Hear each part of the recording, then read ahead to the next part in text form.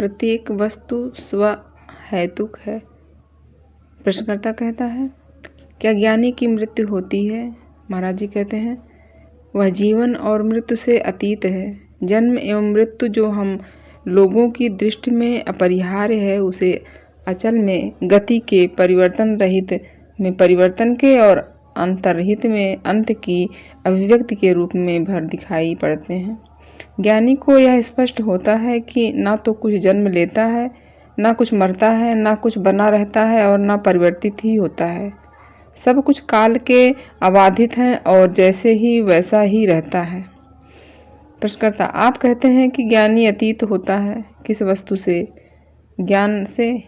महाराज जी, ज्ञान का उद्भव और अस्त होता है।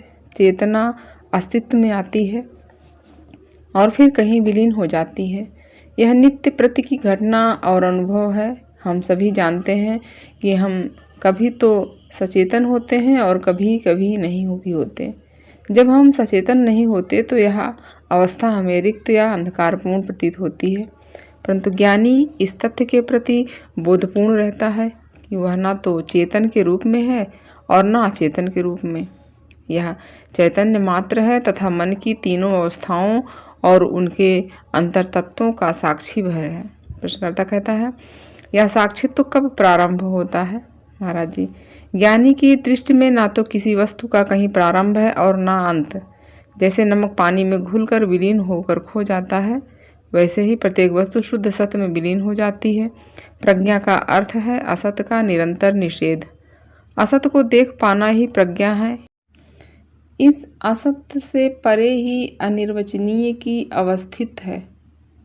प्रश्नकर्ता, मुझमें मैं देह हूँ, यह भावना अत्यंत प्रबल है।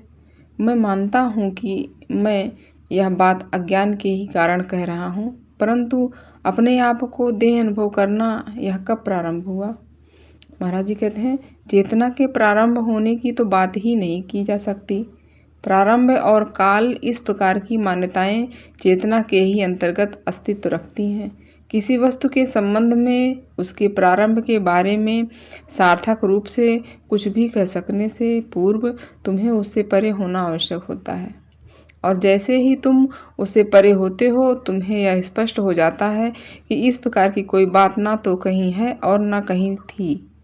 केवल वास्तविकता का ही अस्तित्व है, जिसमें कोई भी वस्तु अपनी स्वतंत्र सत्ता नहीं रख सकती। सागर से तरंगें जैसे अविभाज्य होती हैं, वैसे ही समस्त अस्तित्व का एकमात्र अधिष्ठान सत्य ही है। प्रश्नकर्ता कहता है, प्रत्यक्षता अभी और यहाँ मैं आपसे यह पूछ रहा हूँ, मैं देह हूँ। यह भावना कब जागृत हुई? क्या मेरे जन्म के समय या आज की सुबह? महाराज, अभी। प्रश्नकर्ता, परंतु मुझे स्मरण है कि यह कल भी थी। महाराज जी, कल की स्मृति केवल अभी है। प्रश्नकर्ता कहता है, पर मेरा अस्तित्व अवश्य ही काल के अंतर्गत है। मेरा अतीत है और भविष्य भी। महाराज जी, इस प्रकार की तुम्हारी कल्पनाएं हैं और वे अभी हैं ही। प्रश्नकर्ता, पर इसका प्रारंभ भी रहा होगा। महाराज जी, अभी। और प्रश्नकर्ता, और अंत के विषय में आप क्या कहेंगे? महाराज जी, जिसका प्रारंभ नहीं उसका अंत भी नहीं। प्रश्नकर्ता, पर मैं अपने प्रश्न के प्रति सचेतन हूँ। महाराज जी, गलत प्रश्न का उत्तर दिया जाना संभव नहीं है। यह गलत है, केवल इस प्रकार का अनुभव भर उसके विषय में पर्याप्त होता है। प्रश्नकर्ता कहता है, मेरे लिए यह वास्तविक है। महाराज जी कहते हैं, तुम्हें यह कब वास्तविक प्रतीत हुआ? अभी ही। प्रश्नकर्ता, हाँ, यह मेरे लिए पूर्णतः वास्तविक है, अभी। महाराज जी, तुम्हारे प्रश्न में क्या वास्तविक है? यह मन की अवस्था है, और मन की कोई भी अवस्था मन से अधिक वास्तविक तो नहीं हो सकती। क्या मन स्वयं वास्तविक है या अनेक अवस्थाओं का संग्रह मात्र तो है, जिनमें से प्रत्येक अवस्था अपने आप में अस्थायी है? अस्थायी अवस्थाओं के किसी क्रम को वास्तविक कैसे माना जा सकता है? प्रश्नकर्ता कहता है, वैसे ही जैसे किसी माला के मनके होते हैं, उसी प्रकार घटनाएं एक के पीछे एक आती रहती हैं निरंतर। महाराज जी, वे सब मैं देह हूँ इस मूल विचार रूपी सूत्र में गुथी होती हैं, परंतु यह स्वयं भी एक मानोदशा मात्र ही होती है और निरंतर नहीं टिकता। अन्य अवस्थाओं की भांति यह भी आता और खो जाता है। देहात और बुद्धि के बने रहने का कारण बस यही होता है कि परीक्षा नहीं की जाती। उसकी परीक्षा न किया जाना यही सूत्र धागा है जिसमें कि मन की सभी अवस्थाएं ग्रथित होती हैं।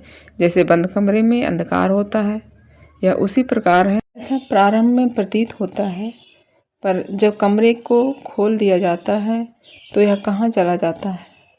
यह कहीं भी नहीं जाता, क्योंकि यह था ही नहीं। मन की सारी अवस्थाओं का, अस्तित्व के सारे नामों रूपों का मूल प्रमाद में, परीक्षा न करने में, खोज रहितता में, कल्पना में और उन पर तुरंत विश्वास कर लेने में छिपा होता है। मैं यह हूँ, यह कहना तो ठीक है, पर मैं यह हूँ, मैं वह हूँ, इस प्रकार कहना खोज के अभाव का, परीक्षा न करने का, मन की दुर्बलता और आलस्य, जड़ता आदि का ही लक्षण है। प्रश्नकर्ता कहता है, यदि सब प्रकाश ही है तो अंधकार कहाँ से आया? प्रकाश के मध्य अंधकार हो, यह कैसे संभव है? महाराज जी कहते हैं, प्रकाश के मध्य अंधकार नहीं है, आत्मा विस्मरण ही अंधकार है। जब हम अन्य वस्तुओं में अर्थात अनात्म में खोए रहते हैं तो हमें आत्म विस्मरण हो जाता है। इसमें अस्वाभाविक भी कुछ नहीं है, परंतु अत्यधिक आसक्ति आत्म विस्मरण का कारण क्यों बने? बुद्धिमत्ता इसी में है कि अनुभवकर्ता और अनुभव इन दोनों के शाश्वत कारण और स्रोत आत्मा का कभी भी विस्मरण किया ही न जाए। प्रश्नकर्ता कहता है, मेरी वर्तमान अवस्था में मैं देह हूँ, यह भाव तो स्वयं ही जागृत हो जाता है, जबकि मैं शुद्ध सत्य मात्र हूँ। इस भाव को मुझे उस वस्तु की तरह मन पर आरोपित करना पड़ता है जो यद्यपि सत्य है, पर जिसे अभी अनुभव नहीं किया है। महाराज जी कहते हैं, हाँ, साधना में यह निहित होता है कि अपने आप को अपने शुद्ध सत्य स्वभाव के होने का, कुछ विशेष वस्तु या वस्तुओं के जोड़ के न होने का, यहाँ तक कि उन सब विशिष्ट बातों जिनके जगत बना है अपने उनके भी न होने का आग्रहपूर्वक निरंतर स्मरण कराया जाए। सब कुछ मन में ही स्थित है, यहाँ तक कि जिसे हम देह कहते हैं वह भी मन में निहित इंद्रिय संवेदनों की विशाल संख्या का मन के ही अंतर्गत एक जोड़ भर है और प्रत्येक संवेदन भी एक मनोगत अवस्था भर है। यदि तुम कहते हो कि तुम देह हो तो उसे दिखाओ। प्रश्नकर्ता कहता है, यह यहाँ पर है। महाराज जी, केवल तभी जब तुम इसका विचार करते हो। मन और देह ये दोनों आने जाने वाली अवस्थाएं हैं। इन अवस्थाओं के क्षण प्रतिक्षण कौंधते रहने को एक क्रम में जोड़ देते से अस्तित्व का भ्रम हो जाता है। इसका पता लगाओ कि क्षणिक में नित्य क्या है, अवास्तविक में वास्तविक क्या है। यह साधना है। प्रश्नकर्ता कहता है, तथ्य तो यह है कि मैं स्वयं का एक देह के रूप में होने का विचार कर रहा हूँ। महाराज जी, अपने आप का विचार अवश्य करो, इसमें कोई हानि नहीं, पर इस बारे में देह के विचार को बीच में मत लाओ। वस्तुतः तो बस अनुभूतियों, संवेदनाओं, स्मृतियों और मान्यताओं के बनते बिगड़ने का एक प्रवाह भर है। चूँकि हमें विविधता में एकत्व खोजने की प्रवृत्ति होती है, अतः देह की एक कल्पित धारणा बना ली जाती है और यह भी अनुचित नहीं है। प्रश्नकर्ता कहता है, मुझे यह बताया जाता है कि मैं देह हूँ। इस प्रकार से विचार करना मन का एक दोष है। महाराज जी कहते हैं, ऐसा क्यों कहते हो? इस प्रकार के वक्तव्यों से समस्याएं उत्पन्न होती हैं। एक आत्म ही सबका स्रोत है और वही सबका अंतिम ध्येय भी है, उससे बाहर कुछ भी नहीं होता। प्रश्नकर्ता कहता है, क्या देह भाव का ग्रंथ ही बन जाना अनिवार्यता गलत ही नहीं होता?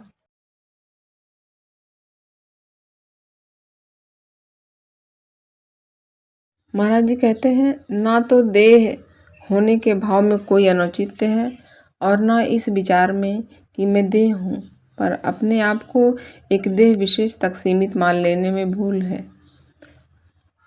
सच्चाई यह है कि समस्त अस्तित्व, प्रत्येक रूप ही मेरा अपना ही है और मेरी चेतना में स्थित है। मैं क्या हूँ इसे मैं नहीं बतला सकता, क्योंकि शब्दों से जो भी बताया जा सकता है वह मैं नहीं हूँ। मैं चेतना से परे हूँ और इसलिए चेतना के अंतर्गत मैं क्या हूँ यह कह पाना संभव नहीं। तो भी मैं हूँ, मैं कौन हूँ, इस प्रश्न का उत्तर नहीं है। कोई अनुभव इसका उत्तर नहीं दे सकता, क्योंकि आत्मा अनुभवातीत वस्तु है। प्रश्नकर्ता कहता है, परंतु फिर भी मैं कौन हूँ? इस प्रश्न का कुछ न कुछ उपयोग अवश्य होता होगा महाराज जी। चूँकि चेतना के अंतर्गत इस प्रश्न का कोई उत्तर नहीं है, अतः यह चेतना से परे जाने की सहायता करता है। प्रश्नकर्ता कहता है, यहाँ मैं हूँ, इस क्षण इसमें क्या वास्तविक है और क्या नहीं? अब कृपया यह न कहें कि मेरा प्रश्न गलत है। मेरे प्रश्न के औचित्य के बारे में खोज मुझे किसी लक्ष्य पर नहीं ले जाती।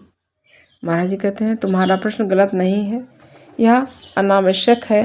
तुमने कहा यहाँ और इस क्षण मैं हूँ, यहाँ रुक जाओ और वास्तविक है तथ्य को प्रश्न मत बनाओ। तुम्हारी यही भूल है कि तुम तथ्य को प्रश्न में रूपांतरित कर देते हो। ना तो तुम ज्ञान हो, ना ज्ञान, ना मन हो, ना पदार्थ। अपने आप की अभिव्यक्ति के लिए मन और पदार्थ को माध्यम मत बनाओ। प्रश्नकर्ता कहता है, अभी अभी एक बालक अपनी समस्या लेकर आपके पास आया था। आपने उसे एक दो बातें कही और वह वापस चला गया। क्या आपने उसकी सहायता की? महाराज जी, अवश्य ही की। प्रश्नकर्ता, आप इतने आत्मविश्वास के साथ कैसे कह रहे हैं? महाराज जी कहते हैं, सहायता करना तो मेरा स्वभाव ही है। आप यह किस प्रकार जानते हैं? महाराज जी कहते हैं, जानने की क्या आवश्यकता नहीं होती, यह कार्य अपने आप हो जाता है। प्रश्नकर्ता कहता है, पर फिर भी उस बालक को आपने एक वचन दिया, उसका क्या आधार था? महाराज जी, जैसा कि लोग मुझे बताते हैं, पर प्रमाण केवल तुम ही मांग रहे हो। मुझे प्रमाणों की आवश्यकता नहीं, सब कुछ सामंजस्य पूर्ण कर रहा हूँ। कर देना, सत्यम शिवम सुंदरम, मेरा स्वभाव यही है। प्रश्नकर्ता कहता है, जब कोई आपके पास सलाह लेने आता है और आप उसे सलाह प्रदान करते हैं, तो इस सलाह का स्रोत क्या होता है और किस शक्ति के माध्यम से यह सहायता देती है? महाराज जी कहते हैं, उसकी अपनी सत्ता ही अपने मन को प्रभावित करती है और एक प्रत्युत्तर प्रेरित करती है। प्रश्नकर्ता कहता है, और इस सब में आपकी क्या भूमिका होती है? महाराज जी कहते हैं, मनुष्य और उसकी आत्मा दोनों साथ साथ मेरे ही अंतर्गत हैं। प्रश्नकर्ता, पर आपके बिना ही उसकी आत्मा उसकी सहायता क्यों नहीं करती? महाराज जी, पर मैं आत्मा ही हूँ। तुम मेरे बारे में किसी पृथक की तरह की कल्पना करते हो। अतएव प्रश्न उठता है, मेरी आत्मा या उसकी आत्मा ऐसी बात नहीं है, बस आत्मा ही है, जो सभी को एकमात्र आत्मा है। नामों, रूपों, देहों और मनों की विविधता से भ्रमित होकर तुम अनेक आत्माओं की कल्पना कर लेते हो। हम दोनों ही आत्मा हैं, पर तुम इस विषय में संशयग्रस्त दिखाई देते हो।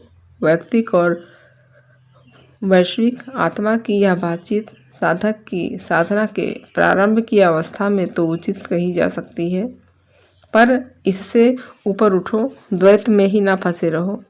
अच्छा।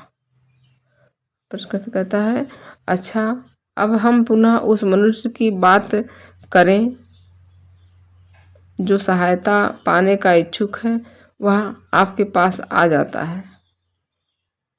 महाराज जी कहते हैं, यदि वह आता है तो उसकी सहायता अवश्य होगी, क्योंकि सहायता उसके प्रारंभ में थी।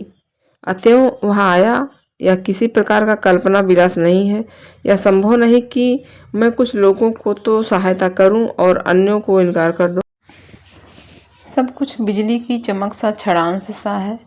मैं अनंत शांति और मौन हूँ, जिसमें कुछ भी नहीं उभरता, क्योंकि जो कुछ भी उभरता या प्रकट होता है विलीन हो जाता है।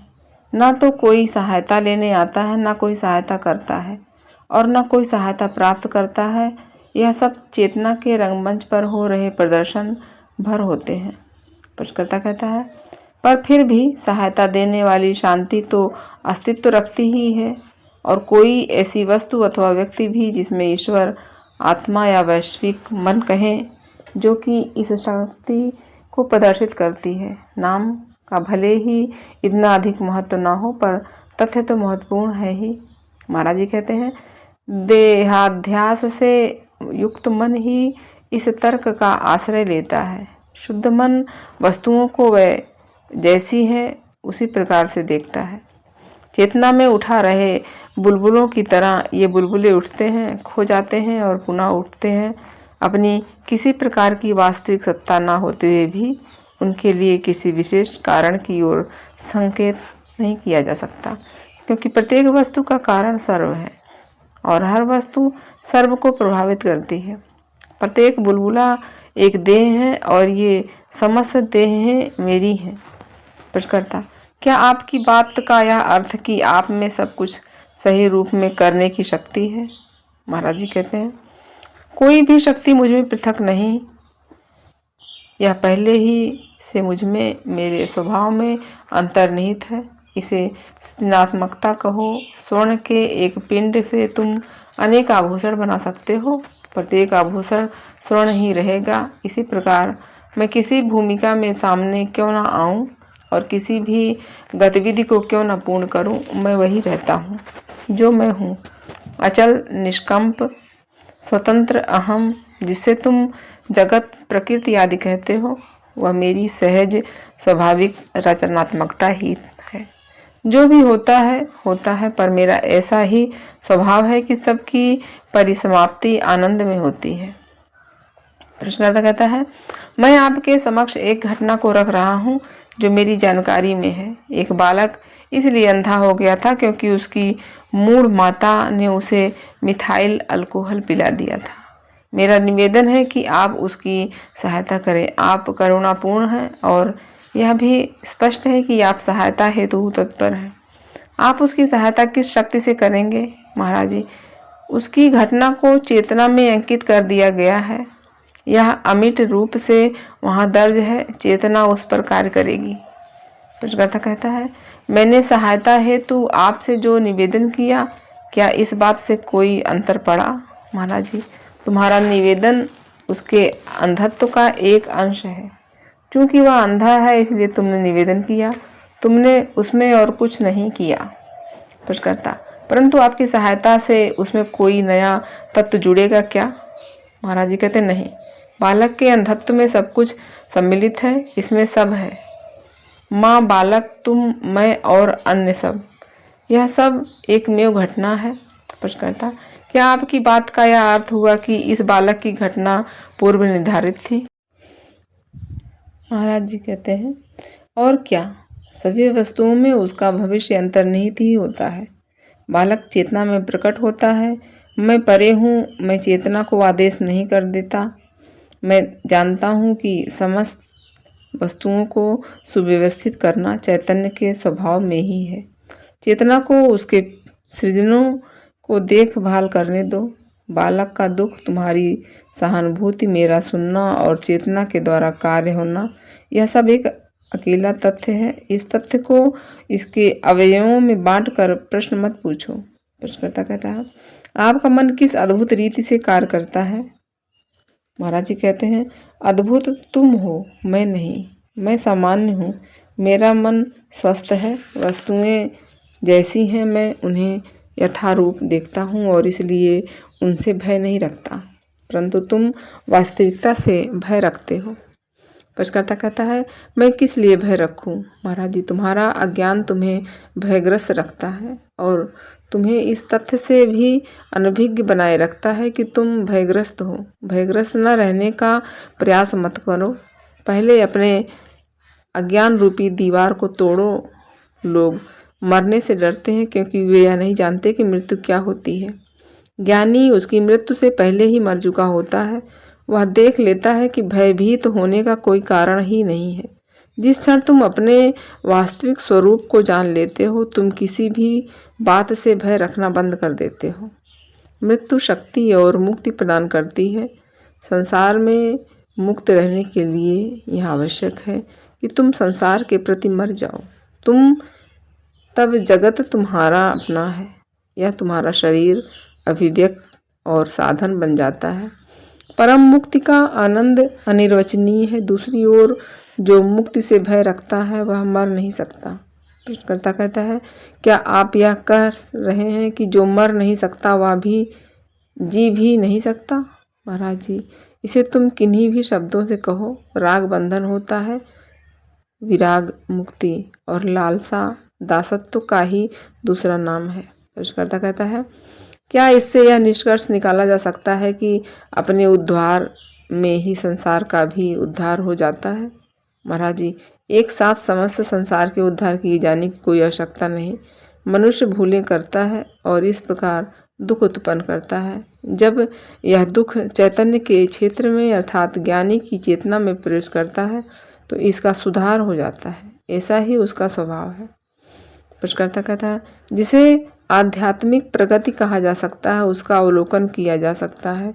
एक स्वार्थी मनुष्य धर्म की ओर मुड़ता है, स्वयं पर नियंत्रण करता है, अपने विचारों और भावनाओं को परिमार्जित करता है, आध्यात्मिक साधना में संलग्न होता है, अपने वास्तविक स्वरूप का बोध प्राप्त करता है। इस प्रकार होने वाली प्रगति कारण परिणाम के नियम में शासित होती है या बस संयोग भर है। महाराज जी कहते हैं, मेरी दृष्टिकोण है कि प्रत्येक वस्तु स्व हेतुक है और पूर्णता स्वतः ही होती है, परंतु मनुष्य यह कल्पना कर लेता है कि वह किसी लाभ के लिए किसी लक्ष्य की दिशा में कार्य कर रहा है। किसी न किसी प्रतिफल की कामना सदैव उसके मन में होती है और वह उसके लिए प्रयासरत रहता है। प्रश्नकर्ता कहता है, एक नासमझ और अविकसित मनुष्य प्रोत्साहन न होने पर कार्य न करेगा। क्या उसे प्रोत्साहन दिया जाना उचित नहीं? महाराज जी, कार्य करने के लिए यह स्वयं ही किसी न किसी प्रकार का प्रोत्साहन खोज लेगा। उसे यह ज्ञात नहीं कि विकास करते रहना चेतना का स्वभाव है। वह एक से दूसरे लक्ष्य की ओर प्रगति करता रहेगा और अपनी इच्छाओं की पूर्ति के लिए गुरुओं के पीछे पड़ा रहेगा। अपनी सत्ता के नियमों से चलते हुए वह जब वापस लौटने का अर्थात निवृत्ति का मार्ग या पा लेता है तो वह समस्त लक्ष्यों का त्याग कर देता है, क्योंकि संसार में उसकी रुचि समाप्त हो चुकी होती है। वह अब कुछ भी नहीं चाहता, न तो दूसरों से और न स्वयं से। वह हर वस्तु के प्रति मृत हो जाता है और वह सब कुछ सर्व हो जाता है। कुछ भी न चाहना और भी कुछ भी न करना, यह वास्तविक सृजन है। अपने हृदय से विश्व का उद्भव और वहीं से उसे विलीन होते हुए देखना एक आश्चर्य है। प्रश्नकर्ता कहता है, साधना के आंतरिक प्रयास में एक बड़ी बाधा है ऊबना। शिष्य ऊब जाता है।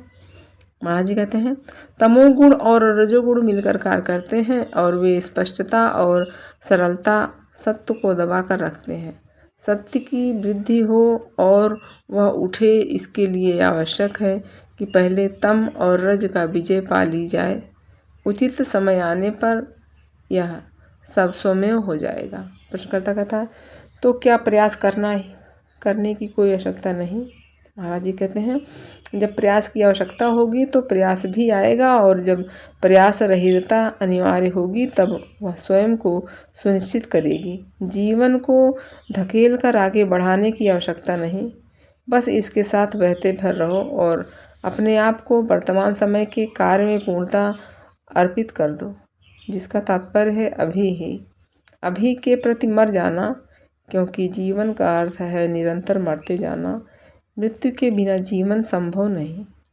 इसे मुख्य बात की तरह अपने हृदय में संजो रखो कि संसार और आत्मा एक ही है और वे अपने आप में बिल्कुल परिपूर्ण है। केवल तुम्हारी दृष्टि में ही कोई दोष है और उसका सुधार करना आवश्यक है। यह प्रक्रिया या सुधार ही वह वस्तु है जिसे तुम साधना कहते हो।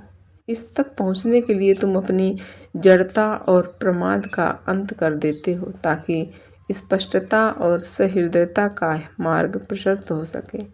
इस पर वास्तविक बात तो यह है कि ये सब उस वृद्धि के लक्षण मात्र हैं जो अपरिहार्य ही है। भय मत रखो, प्रतिकार मत करो, विलंब मत करो। यह हो जो कि तुम हो, भय रखने का कोई कारण नहीं। भरोसा रखो और प्रयास करो, ईमानदारी से करो। अपने वास्तविक स्वरूप को एक अवसर दो ताकि वह तुम्हारे जीवन को नए रूप में ढाल सके। तुम्हें निराशा नहीं होगी।